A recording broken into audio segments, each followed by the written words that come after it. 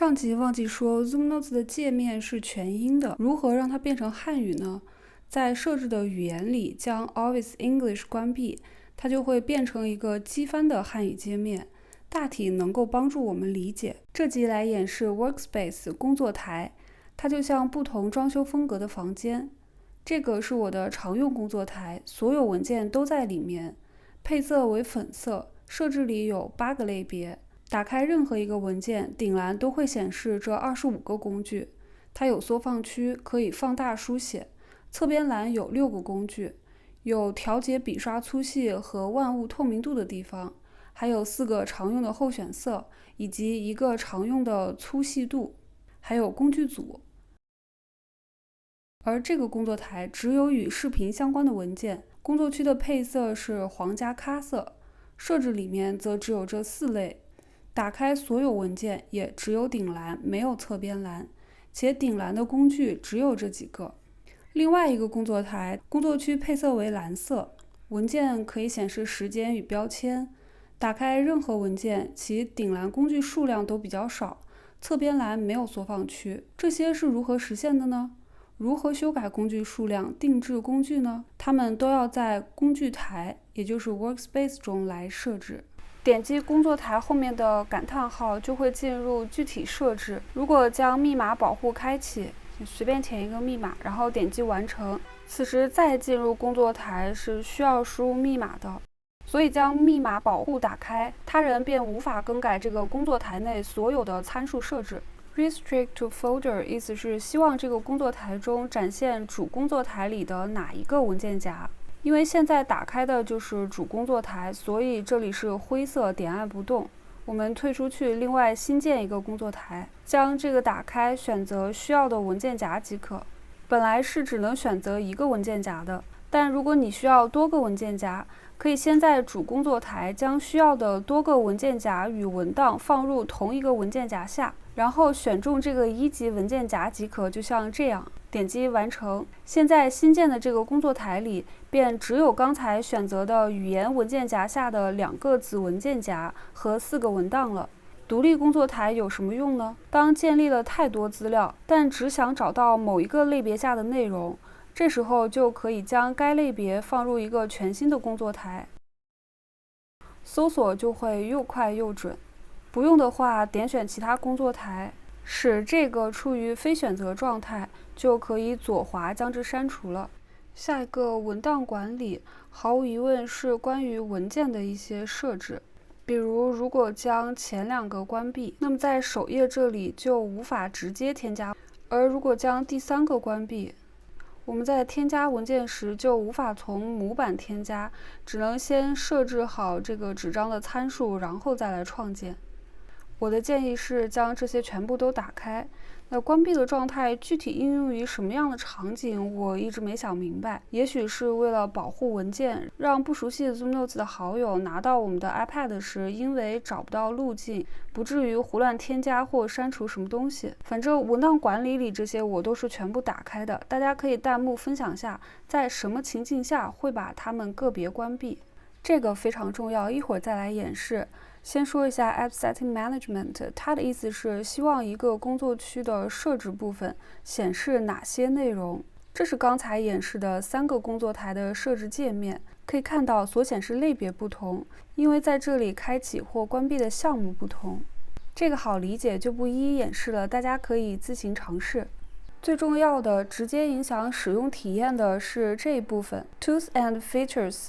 这里其实是让用户自主选择是否开启画笔、页面、图片、工具组等功能的集中控制台。比如 Zoom Notes 内置了这8种笔，每打开一个文档，我们本来有8种笔可以用，但如果你只需要前4支，嫌8支太多，界面凌乱，那么就可以在这里将其余4支关闭，这样再打开文档时，你将不会看到其他4支。其他这些也是类似的。为了体验的丰富性与使用的便捷，其实建议把大部分都打开。当然，如果有些功能你真的用不到，那就在这里将它们关闭，这样界面真的会干净不少。比如说 Other Feature 里面的放大镜和手掌垫，如果将它们开启，笔记界面的左下角会出现2个对应图标。这个掌垫其实就是一个防误触的区域，但我几乎不怎么用，放在这里反而占据页面的空间，那么就不如将之关闭，这样页面就干净很多。Join Tools 里都是做笔记的常用工具，全部打开即可。下面这个 Other Features 里的工具意思比较好理解，图层书签都是我们所熟悉的功能，声音呢就是录音，它的位置会出现在这里，符号其实就是贴纸功能，这些都是我自己导入的贴纸。Saved Setting 是我最喜欢最常用的功能，它就是工具组。这里浅展示一下，下集会具体演示这个非常好用的功能。以画笔为例，选中画笔后，下面会出现候选色，下面这个图标就是工具组。点击它，这里可以切换好几组我提前设置好的不同笔型、笔色、粗细的组合。那在这个地方可以看得更清楚，我总共设置了7组。现在这个笔记的方格是2毫米，如果我用这组笔刷，明显就太粗了。有了工具组，我只需要切换到专为2毫米格笔记设置的笔刷组就可以了，就是这个。你看这个线条就刚刚好。不仅笔刷，在 Zoom Notes 里大部分工具都有工具组，比如说文本工具，点击文本工具的图标，再点击工具组，就可以切换我设置好的对应文本组合。这是我常用的3组。这个是图形工具，点选之后可以看到工具组里面针对图形工具我也设置了这3组。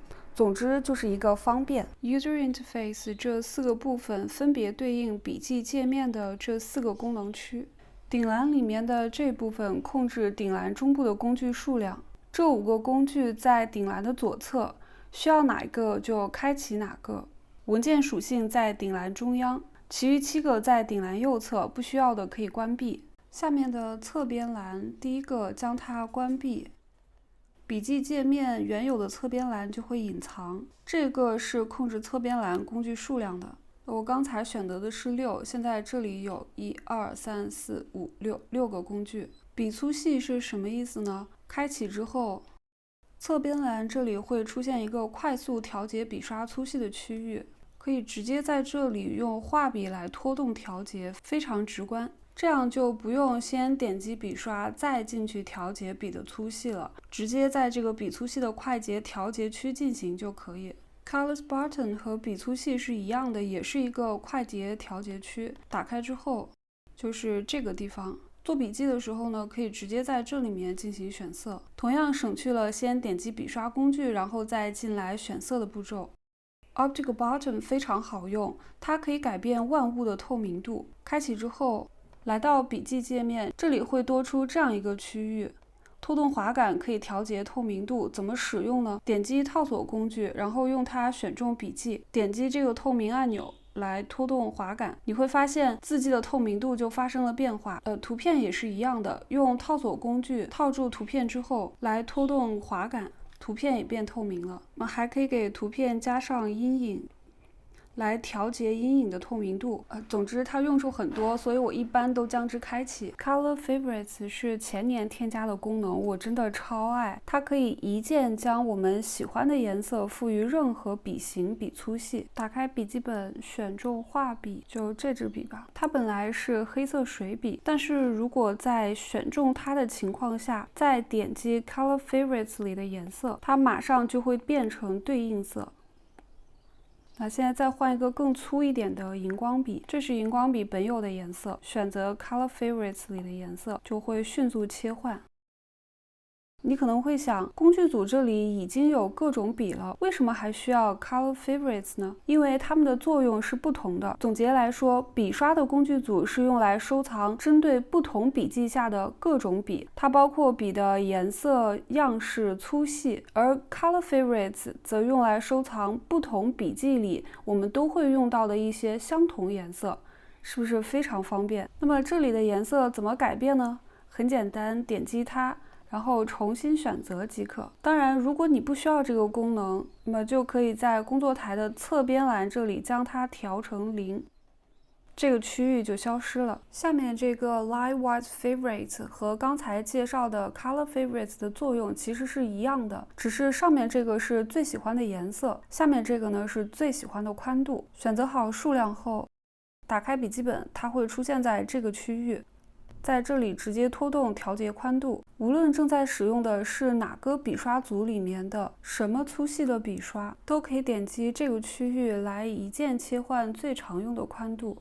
这个 Layer Button 也就是图层按钮，它本来是在顶栏的右侧，但如果你习惯它在侧边栏，那么就可以在侧边栏设置这里将其打开，它就会出现在这个地方。此时为了美观，别忘了把顶栏的图层按钮关闭，在工作台的顶栏设置里把这个关闭。效果就是这样的，这里没有了，只有侧边栏有一个。这个 Full Screen Bar 就是全屏设置，它在顶栏的最右侧。刚才的4个功能全部打开时，全屏界面是这样的，有侧边栏、撤回键、返回非全屏键。同时缩放时，在左上角会有一个缩放预览区，你可以根据自己的需要将它们分别关闭。笔记的用户界面里，这最后一个 Pages Bar 是关于页面、子页面以及笔记大纲的相关设置，建议全部打开。这个停靠就是固定的意思，关闭状态下，页面设置栏可以悬停在任何地方。开启后，它就只能停靠在左侧，与侧边栏切换使用，看个人喜好了。我的使用习惯是将其关闭。退出笔记界面的设置，工作台的最后一项 Share Options 分享设置也建议全部都打开。分享按钮在顶栏的右侧，可以看到 Zoom Notes 的分享方式与格式都还是很丰富的，这里其他的都好理解。比较特别的是这个视频，它其实是幻灯片。当我们为文档添加书签之后，它就可以以幻灯片的形式导出。以这个文档为例，我分别在第2页、第4页、第6页添加书签。